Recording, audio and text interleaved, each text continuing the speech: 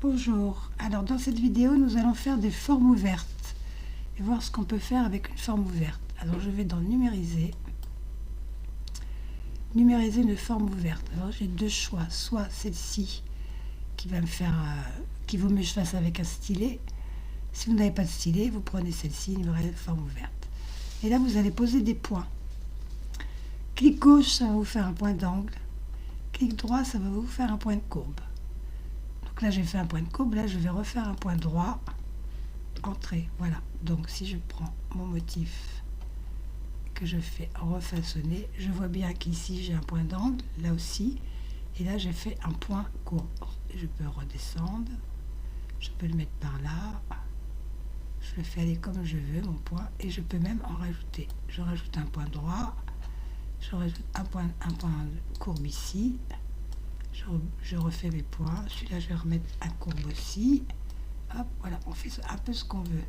Là, je vais remettre un point droit. Après, celui-là, j'en veux plus, ben, je fais supprimer. Voilà. Donc, voilà notre ligne. Sélectionner, supprimer. Voilà, je supprime, ça me défait ma ligne. Je la recommence. Une forme ouverte. Donc là, je vais faire une ligne droite, toute simple. Entrée. Je vais refaire une autre avec un clic gauche, un clic droit, un clic gauche, un clic droit et un clic gauche. Entrée, voilà. Tout pareil, je peux choisir de dire que je veux refaçonner celle-ci en lui rajoutant des points, en déplaçant mes points. Mon départ, il est là, ma fin, elle est là. Si je fais le contraire, que je mets mon départ ici, ma fin se mettra d'office ici. Et mon motif se brodera dans ce sens-là, au lieu de se broder dans ce sens-là. Donc lui, je le remets là, etc. Donc avec cette ligne ouverte, je la sélectionne, je peux dire que je veux un passage triple. Voilà. Maintenant, cette ligne-là sera en passage triple. Ça me fera 3 petits points au lieu d'un seul. Passage sculpture, point arrière. Je peux régler la longueur de mes points aussi. Point de tige. Je peux aussi régler la largeur et l'espacement. Satin en relief. Donc je vais revenir sur passage simple. Là, j'ai une longueur de point. Là à là, ça fait 2 mm 5. Je peux dire 3. Ça allonge un petit peu mon point. Je peux dire 4. Ça allonge encore mon point. Donc là, pour l'instant, c'est pas trop... on n'en a pas vraiment besoin, mais c'est pour vous dire comment ça fonctionne. Donc si je suis en satin, voilà. Là, j'ai un satin qui est réglé sur un espacement automatique. Et avec un fractionnement automatique, pour là on n'en s'en sert pas parce qu'elle n'est pas assez large. Et si j'augmente ma largeur, je la mets à 5.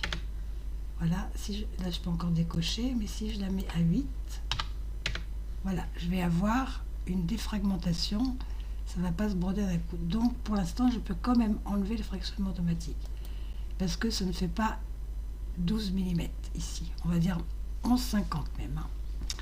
Donc ce trait en satin, si je me mets en True View, je vois dessous qu'il y a plusieurs épaisseurs. Donc je viens ici, j'ai un passage central, mais je peux très bien lui mettre un zigzag en sous-couche. Et ici, je peux aussi changer, remettre un deuxième zigzag et le faire plus court. Par exemple, je le mets à 2. Voilà, etc. Là, c'est des sous-couches. Donc je reviens ici, True View. Donc on a vu pour les lignes droites qu'on peut modifier la longueur du point, changer pour un passage simple. Alors, faut bien sûr sélectionner le motif. Je le remets en passage simple. En point de tige, pareil, mon point de tige, je peux le régler. Largeur 2 mm, je peux le mettre à 4. Voilà. L'espacement, là, il est à 1,50. Je peux le mettre à 3. Ça va l'élargir. Mon angle de point est à 45, c'est-à-dire comme ça, je peux le mettre à 90. Voilà. Donc là, j'aurai un point plus droit. Là, je n'ai pas d'assise parce que c'est un zigzag. Un point de tige, je peux faire un zigzag aussi. Et là, j'ai un passage central. Passage central, je peux l'enlever et ne garder que mon zigzag.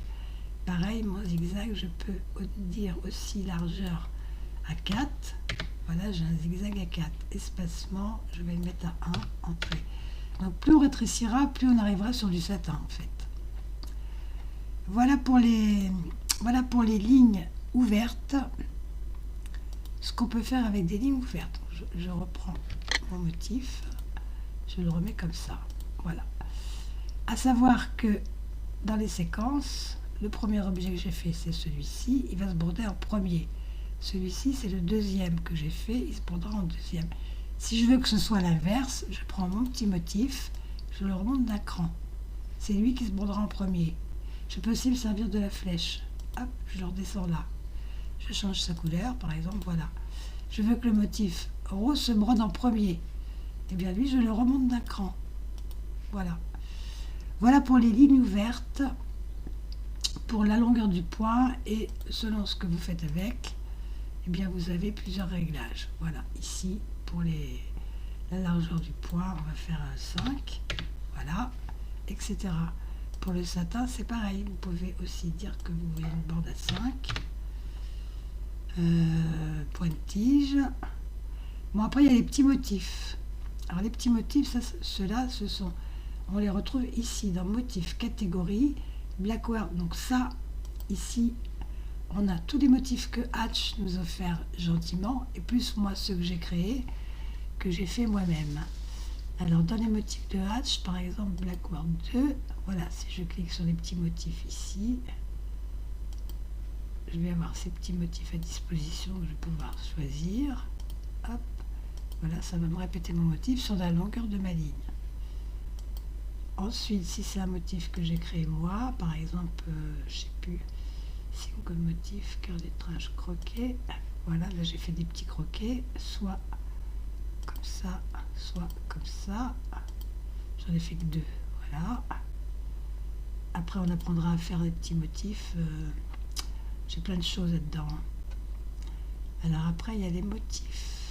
Single motif, voilà. Il y en a pas mal ici. Ça, c'est ceux offerts dans Hatch. Donc, je les ouvre ici et je vais choisir un petit motif. Voilà. Toc. Ces petits motifs se répètent le long de votre ligne. Ils se répètent aussi dans des carreaux si vous voulez me faire en remplissage. Mais pour l'instant, on est sur les lignes. Voilà pour les lignes ouvertes. Je ne sais pas si j'ai oublié des choses. Mais ça sera tout pour aujourd'hui sur les formes ouvertes.